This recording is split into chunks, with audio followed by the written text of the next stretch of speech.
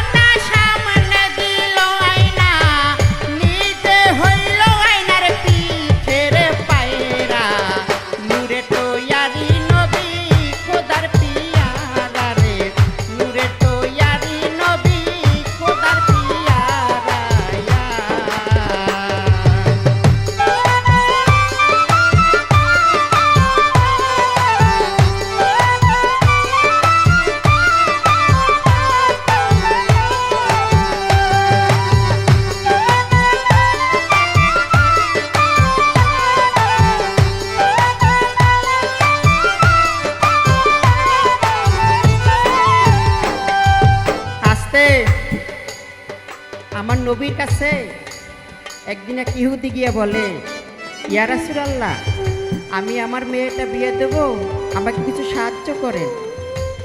আমার নবী বলে, আমার কাছে তো নাই, তাই ওই যে একটা বাড়ি দেখা যায়, তুমি ওই বাড়ির ভিতর গিয়া আমার কথা বলো। ইহুদি ওই বাড়িতে চলে গেল। ওই বাড়িতে গিয়া দেখে ইহুদি ওই বাড়ির মালিক হাতের মধ্যে একটা চাবুক নিয়া দাসী বান্দিকে মারতে যায়। বলে কেন? ওই যে হান্ডি পাতিল মাঝে জোরে জোরে ঘোষা দেয়, ক্ষয় হইয়া যাইব, তার আবার কিনতে হইব, সেই জন্য দাসী বান্দিকে মারতে যায়। এইটা দেখা ইহুদি দৌড়িয়া আমার নবীর কাছে এসে বলে, ইয়া রাসূলুল্লাহ, আপনি কি দেবেন জানতো? বলে কেন তুমি আমার কথা বলো নাই? বলছে ইয়া রাসূলুল্লাহ কি বলবো, আমি গিয়ে দেখি হাতের মধ্যে লাঠি নিয়ে দাসী বান্দিকে মারতে যায়, এটা দেখে আমি চলে আসছি। কয় তুমি যাও গিয়া আমার কথা বলো। গেছে গিয়ে দেখে কি হাতের মধ্যে ওই যে কাঠি কাঠি নিয়ে ওই যে উঠানের মধ্যে সর্ষা লাড়ে, ওই যে গ্রামের বাচ্চা ছাড়া বা মা খালারা বলতে পারবেন, ওই যে সর্ষা নাড়লে দুই একটা সর্ষা পইরা যায় ওই উঠানে ফাটা চিপা চাপার মধ্যে, ওই সর্ষে একটা একটা কাঠি দিয়ে উঠায় আর বলে ইসি রে কতগুলাই না তেল ওই করে এই সর্ষেগুলো ফেলাই রেখে গেল, এত বড় ক্ষতি আমার করলো। এটা দেখে ইহুদি চলে আসছে বাড়িতে, এসে বলি ইয়া রাসূলুল্লাহ আপনি কি দেবেন দেন। কেন আমার কথা বলো নাই? আপনার কথা বলবো কি, গিয়া দেখি হাতের মধ্যে কাঠি দিয়া উঠানের মধ্যে দুই একটা সর্ষা পড়ে আছে, সেইটা উঠায় আর বলে কতগুলো ইনা তেল হইতো রে, আর সেই টিপটা আমার দিব সাহায্য, আপনি কি দেবেন দেন। বলে তুমি যাও গিয়া ছোটে আমার কথা বলবা, যাও। গেছে যাই দেখে কি গোডাউনের সামনে চেহার নিয়ে বৈশা, গোডাউনের ভিতরে উঠ ভর্তি মাল ঢোকে আর গোনে 1 উট 2 উট 3 উট। তার কাছে গিয়ে বলে হযরত মুহাম্মদ সাল্লাল্লাহু আলাইহি ওয়াসাল্লাম আপনার কাছে সাহায্যের জন্য পাঠাইছে। ওই লোকটা কানটা খাড়া করে বলে কে পাঠাইছে? বলে হযরত মুহাম্মদ সাল্লাল্লাহু আলাইহি ওয়াসাল্লাম সাহায্যের জন্য পাঠাইছে। সেই লোকটা কান খাড়া করে আবার বলে কে পাঠাইছে? বলে বুঝছি, আগের 2 বারই বোঝেন নাই আর এইবার বুঝবেন। এইবার তাইছি রাসূলের কথা মতো। বলে হযরত মুহাম্মদ সাল্লাল্লাহু আলাইহি সাল্লাম আপনার কাছে সাহায্যের জন্য আমাকে পাঠাইছে। ওই লোকটা আবার কান্ডা খাড়া করে বলে কে পাঠাইছে? কে দির মিয়া, দিলে দেন না দিলে না কইয়া দেন, আমি রাসূলের কথা শুনিনি না। লোকটা দৌড়াইতে দৌড়াইতে গেছে আমার নবীর কাছে, যাই বলে ইয়া রাসূলুল্লাহ আপনি কি দেবেন দেন তো। বলে আমার কথা বলো নাই। বলে আপনার কথা আমি বলছি, আপনার কথা বলাতে সে এখন আপনার আর চিনেই না। আমার নবীর সামনে তাকাই দেখে ওই লোকটা 3 উট ভর্তি মাল নিয়ে আমার নবীর কাছে হাজির। আমার নবী বলে ওসমান তুমি নাকি আমার কথা শোনো না? ওসমান বলে ইয়া রাসূলুল্লাহ ওই লোকটা হইল ইহুদি, একজন ইহুদির মুখে আপনার নামটা এত সুন্দর করে এত মধুর করে এত মিষ্টির করে নিতেছিল, ওই নামটা আমার কর্ণে যখন আসলো আমি ওই নামে মুগ্ধ হয়ে গেছি। সে শুধু আমার জীবনের শেষ পর্যন্ত যদি বলতো হযরত মুহাম্মদ সাল্লাল্লাহু আলাইহি ওয়াসাল্লাম আপনার কাছে সাহায্যের জন্য পাঠাইছে, আমি ততবারই বলতাম কে পাঠাইছে, আর সে যতবার বলতো ততবারই তার জন্য আমি 1 উট করে মাল দিতাম।